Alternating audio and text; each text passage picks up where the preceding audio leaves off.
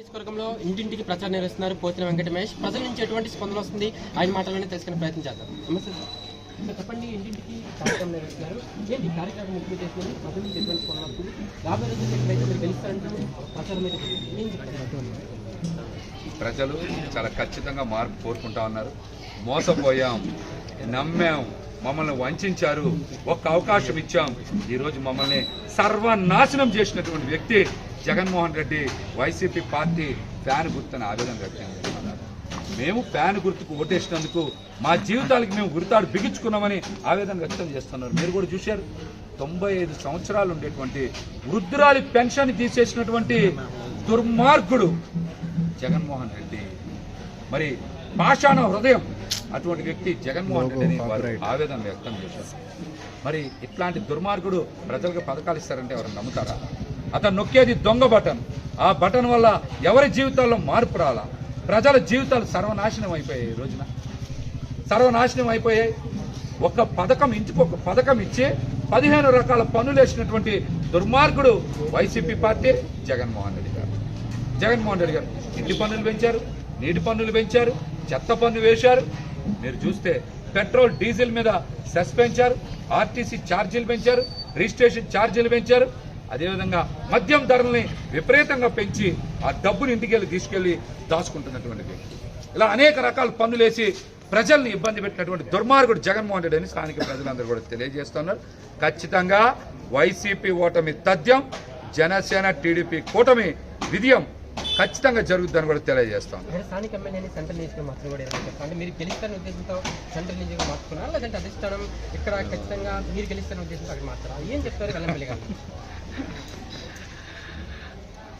మేమైతే అధిష్టానాలు ఇంకా నిర్ణయం తీసుకోవాలి, సీట్లు ప్రకటన చేయాలి. కాబట్టి అధిష్టానం ప్రకటనలు చేసిన తర్వాతనే సీట్ల అంశాల మీద నేనైతే మాట్లాడతా. అసలు వెల్లంపల్లి శ్రీనివాస్కి సీట్ ఇచ్చిన జగన్మోహన్ రెడ్డి అని చెప్పాను. 3 సింహాలు దొంగ అని తెలుసు. ప్రభుత్వ స్థలాల్ని వెల్లంపల్లి ట్రస్ట్ కింద మార్చుకున్నారని తెలుసు. మహాత్మా గాంధీ గారి విగ్రహాన్ని కరిగించారని తెలుసు. భోగవలి సత్రం ట్రస్ట్ భూములను కొట్టేశారని తెలుసు. గాలిబ్ షాహిబ్ దర్గా భూముల్ని తన మిత్రులు, కుటుంబ సభ్యుల చెరలో ఉంచుకున్నారని తెలుసు. ఇసుక కుంభకోణంలో తన కుటుంబ సభ్యుల మీద ఎస్పైర్ అయిందని తెలుసు. అటువంటి దుర్మార్గుడికి సీట్ ఇవ్వడాన్ని ప్రజలెవరు కూడా యాక్సెప్ట్ చేయట్లేదు.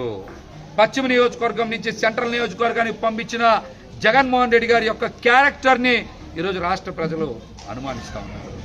అమ్మవారి గుడిని అడ్డంగా దోచుకున్నటువంటి వ్యక్తి, ముస్లిం మైనార్టీలకు సంబంధించిన ఆస్తుల్ని కబ్జా చేసినటువంటి వ్యక్తి, క్రిస్మస్కి కేకు కోస్తే ఇబ్బంది పడతాడని చెప్పి కేక్ కోయకుండా పారిపోయినటువంటి దుర్మార్గుడికి సీట్ వేయడం ఏంటని ఈరోజు అన్ని వర్గాల ప్రజలు జగన్మోహన్ రెడ్డి గారిని నిలదీస్తూ ఉన్నారు.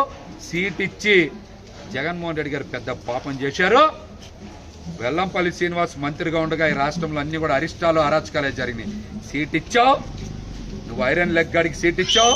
నీ ప్రభుత్వం ఖచ్చితంగా డిపాజిట్లు గల్లంత అయితే 25 స్థానాలు కూడా రావు. వెల్లంపల్లి సీట్ ఇచ్చిన పాపానికి వైసీపీ ప్రభుత్వం పతనం అయిపోద్దని కూడా తెలియజేస్తాం.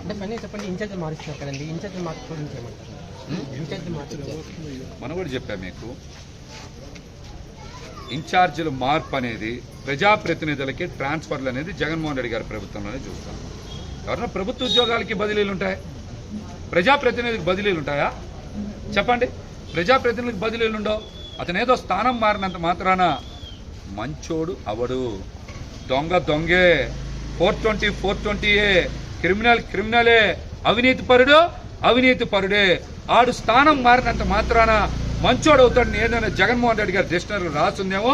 ప్రజలు మాత్రం అట్లాంటి వ్యక్తుల్ని ఓటు అనేటువంటి ఆయుధం ద్వారా చెప్పు తీసుకొడతారని కూడా తెలియజేస్తాను.